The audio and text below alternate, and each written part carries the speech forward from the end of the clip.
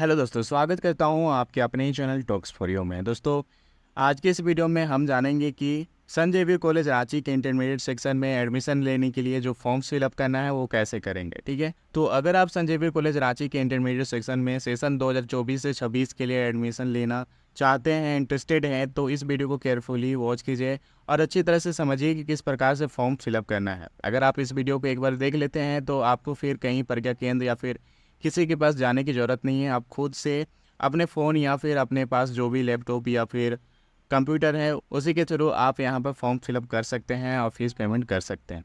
तो वीडियो में आगे बढ़ने से पहले अगर आप संत जेवियर कॉलेज रांची से रिलेटेड किसी भी तरह का अपडेट्स और नोटिस पाना चाहते हैं तो हमारे साथ बने रहें चैनल को सब्सक्राइब करके।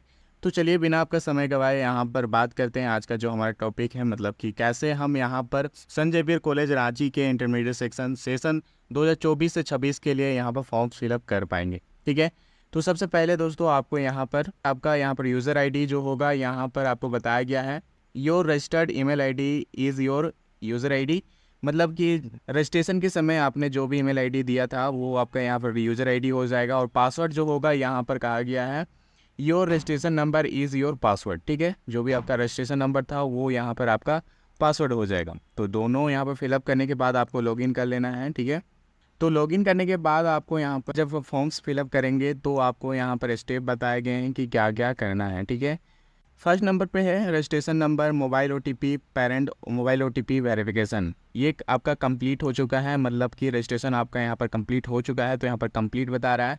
ठीक है, स्टेटस। उसके बाद जो स्टेप है वो यहाँ पर नोट कंप्लीट यहाँ पर बता रहा है। इसका मतलब है कि ये आपको कंप्लीट करना होगा। मतलब कि सेकेंड है जो है यहाँ पर पर्सनल इन्फॉर्मेशन आपको देना होगा। थर्ड में है प्रीवियस स्कूल इन्फॉर्मेशन। फोर्थ में है प्रीवियस स्कूल मार्क्स एंट्री। 5 में है फ़ोटो अपलोड। 6 में है सिग्नेचर अपलोड। 7th में है number of courses applied for.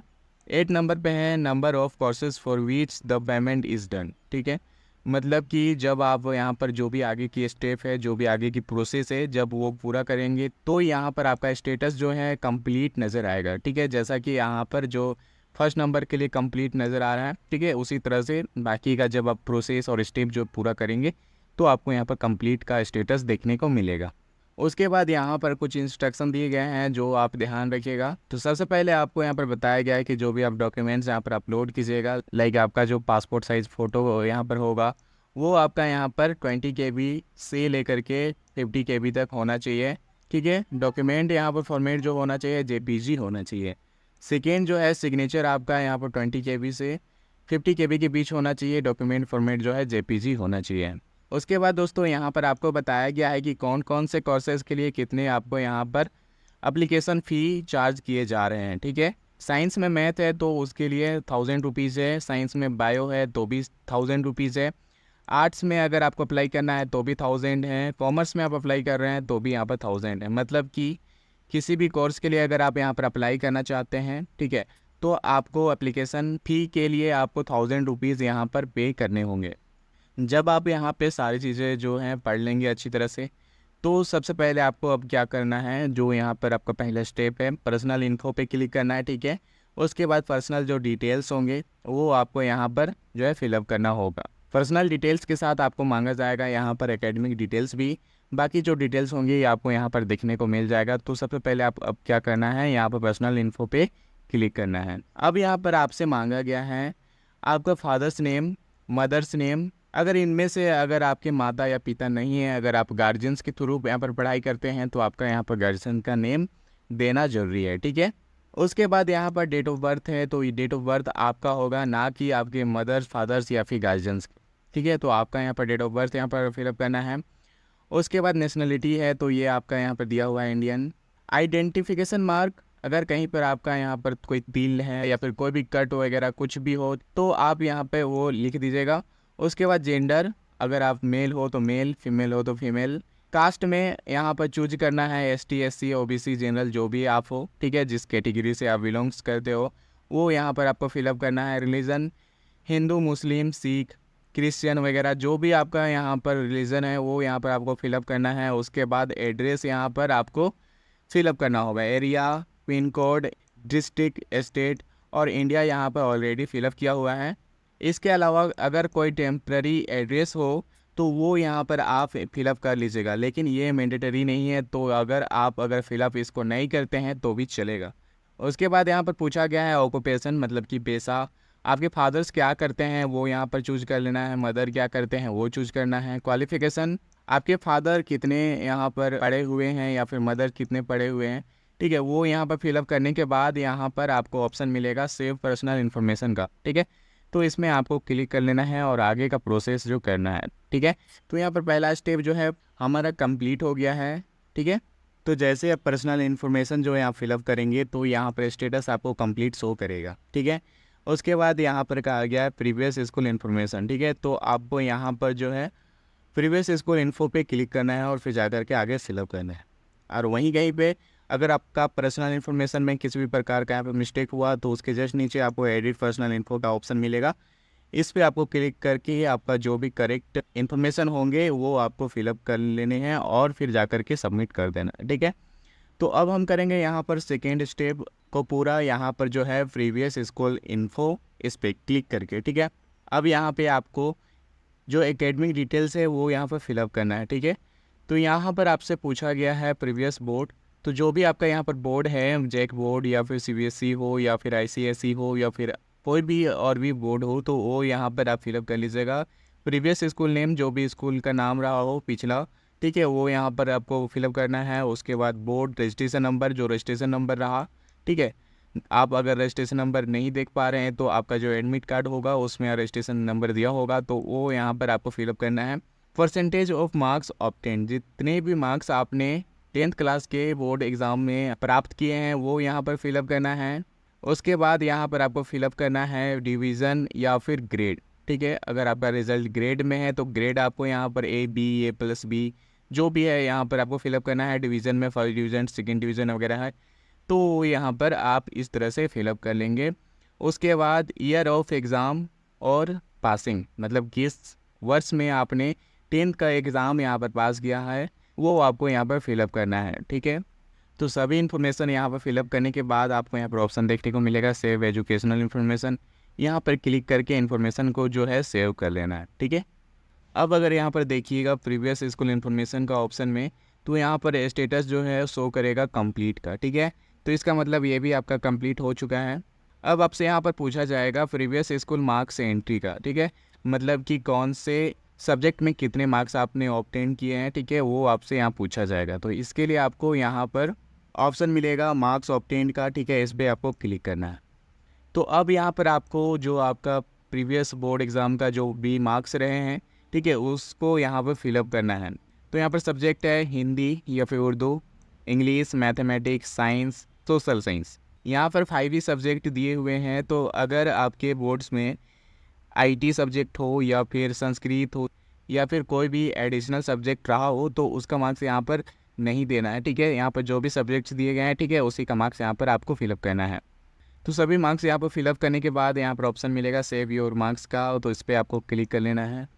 अब उसके बाद यहाँ पर जो है 4th स्टेप जो है हमारा कंप्लीट हो गया है। आपको यहाँ पर स्टेटस जो है कंप्लीट शो कर रहा है, तो मतलब कंप्लीट हो चुका है। 5th स्टेप जो है हमारा यहाँ पर फ़ोटो अपलोड करना है। फ़ोटो और सिग्नेचर जो है वो अपलोड यहाँ पर आपको करना होगा। तो फटाफट जल्दी से हम ये भी कंप्लीट कर लेते हैं। तो अब आपको यहाँ पर अपना जो पासपोर्ट साइज़ फ़ोटो होगा वो अपलोड करना होगा, साथ में जो सिग्नेचर होगा वो भी अपलोड करना होगा। साइज मैंने पहले ही बताया था, जो फ़ोटो का साइज होगा वो होगा 20 से 50 KB के बीच, ठीक है। चाहे फ़ोटो हो या फिर सिग्नेचर दोनों का होगा। दोनों का जो डॉक्यूमेंट फॉर्मेट होगा वो होगा JPG, ठीक है। तो यहाँ पर फ़ोटो और सिग्नेचर अपलोड करने के बाद यहाँ पर आपका जो स्टेटस जो है यहाँ पर शो करने लगेगा। यहाँ पर फ़ोटो आपको दिखाएगा और यहाँ पर सिग्नेचर आपको देखने को मिलेगा, ठीक है। तो 5th और 6th जो है यहाँ पर स्टेप हमारा कंप्लीट हो चुका है। अब 7th जो यहाँ पर स्टेप है वो हमें अभी यहाँ पर जो है कंप्लीट करना है। तो 7th क्या है, number of courses applied for. तो इससे पहले आपको करना होगा यहाँ पर चूज इंट्रेंस टेस्ट लैंग्वेज, ठीक है। जब आपका इंट्रेंस टेस्ट होगा तो उसके लिए आप कौन सा लैंग्वेज रखना चाहते हैं तो वो यहाँ पर आपको चूज करना होगा यहाँ पर, ठीक है। तो आपको यहाँ पर क्लिक करना है और उसके बाद सेलेक्ट लैंग्वेज का ऑप्शन मिल रहा है, ठीक है। यहाँ पर आपको क्लिक करके जो है सेलेक्ट कर लेना है लैंग्वेज, चाहे आप हिंदी रखना चाहे या फिर इंग्लिश रखना चाहे, 2 ही ऑप्शन मिलेंगे, ठीक है। जब आप यहाँ पर चूज कर लेंगे उसके बाद आपको यहाँ पर सेव एंट्रेंस टेस्ट लैंग्वेज का ऑप्शन मिलेगा, इस पर क्लिक करके सेव कर लेना है। ठीक है, तो जब आप एंट्रेंस टेस्ट के लिए लैंग्वेज चूज कर लेंगे, ठीक है, तब उसके बाद आपको ये ऑप्शन मिलेगा। क्लिक करने से पहले और एक बार ध्यान दे रहे कि जो भी आपका जो भी इन्फॉर्मेशन थे, चाहे वो पर्सनल थे या फिर एजुकेशनल, आपको अगर लगता है कि एक बार चेक कर लेना चाहिए तो चेक ज़रूर कर लीजिएगा। ठीक है, तभी जा कर के क्लिक हियर पे क्लिक कीजिए और जा कर के आगे जो है कोर्सेज़ यहाँ पर जो है आप चूज कीजिए। अभी आपको यहाँ पर मेन मेनू में ऑप्शन देखने को मिल रहा होगा अप्लाई फॉर कोर्सेज। ठीक है, तो इस पे आपको क्लिक करना है और जा करके जो है कोर्स आपको जो जो भी आपको रखना है, जो भी स्ट्रीम आपको लेना हो वो चूज कर सकते हैं। अब यहाँ पर जो भी कोर्स यहाँ पर अवेलेबल है, ठीक है, उसका ऑप्शन आपको यहाँ देखने को मिलेगा। साइंस है मैथ के साथ, साइंस है बायो के साथ, आर्ट्स है कॉमर्स है। ठीक है, सभी के लिए आपको यहाँ पर फी जो है, जो भी चार्जेस हैं वो 1000 रुपीज़ है। आपको मैंने पिछले ही वीडियो में बताया था कि अगर आप चाहें तो एक के साथ और भी अलग स्ट्रीम में अप्लाई कर सकते हैं। अगर आप चाहते हैं कि अगर आप मैथ लिए हैं साइंस में, ठीक, और आप चाहते हैं आर्ट्स में करें या फिर कॉमर्स में करें, तो भी आप यहाँ पर अप्लाई कर सकते हैं। लेकिन जितने भी स्ट्रीम में आप यहाँ पर अप्लाई करेंगे उसके लिए जो भी अलग से चार्ज आपके हैं वो साथ में ऐड हो जाएंगे। मतलब अगर आप 3 में करते हैं अप्लाई या तो 3000 हो जाएंगे, 4 में करते हैं तो 4000 हो जाएगा। ठीक है, जब आप अप्लाई करेंगे तो उसके बाद आपको फ़ीस पेमेंट करना होगा और फीस पेमेंट करने के लिए कुछ यहाँ पर आपको इंस्ट्रक्शन दिए गए हैं, जो कि यहाँ पर है ऑनलाइन पेमेंट करने के समय बैक बटन या रिफ्रेश बटन बिल्कुल ना दबाएं, बल्कि ऑनलाइन पेमेंट के समाप्ति का इंतज़ार करें। जब भी आप अप्लाई करेंगे और उसके बाद फ़ीस पेमेंट करेंगे यहाँ पर, तो बैक या फिर रिप्लेस का बटन नहीं करना है। अगर थोड़ा सा यहाँ पर समय ले रहा हो वेबसाइट तो आपको समय देना है और जब तक सक्सेसफुल ना हो जाए तब तक आपको इंतज़ार करना है। ठीक है, उसके बाद कहा है सिस्टम 20 मिनट में टाइम आउट होगा, यदि तुरंत पेमेंट नहीं करना है तो लॉग आउट करें। तो जब आप अप्लाई करेंगे तो आपको यहाँ पर 20 मिनट्स दिया जाएगा, मतलब फ़ीस पेमेंट के लिए। ठीक है, अगर आपको तुरंत पेमेंट नहीं करना है तो आप लॉग आउट करके रखें। अगर आपको पेमेंट तुरंत करना है, मतलब आपके पास डेबिट कार्ड वगैरह जो भी है जिसके थ्रू आपको पेमेंट करना है, तो आप तुरंत यहाँ पर पेमेंट कर लें, वरना 20 मिनट्स के बाद यहाँ पर जो है लॉग आउट हो जाएगा ऑटोमेटिकली। तो ऐसे में हो सकता है कि आपका जो भी यहाँ पर फीस पेमेंट कर रहे हो वो अनसक्सेसफुल भी हो जाए। ठीक है, तो ये आपको ख्याल रखना है। और जब आप यहाँ पर फीस पेमेंट कर देंगे किसी भी कोर्स के लिए, तब आ जा कर के आपको जो यहाँ पर सब्जेक्ट्स होंगे वो चूज करने के लिए ऑप्शन मिलेंगे। ठीक है, तो इसके बाद का जो भी हो आप अपने से देख लीजिएगा कि कैसे करना है। उसके बाद जो है यहाँ पर आपका फॉर्म्स फिलअप का जो भी प्रोसेस है, जो भी स्टेप्स है, ठीक है, वो यहाँ पर कंप्लीट हो जाएंगे।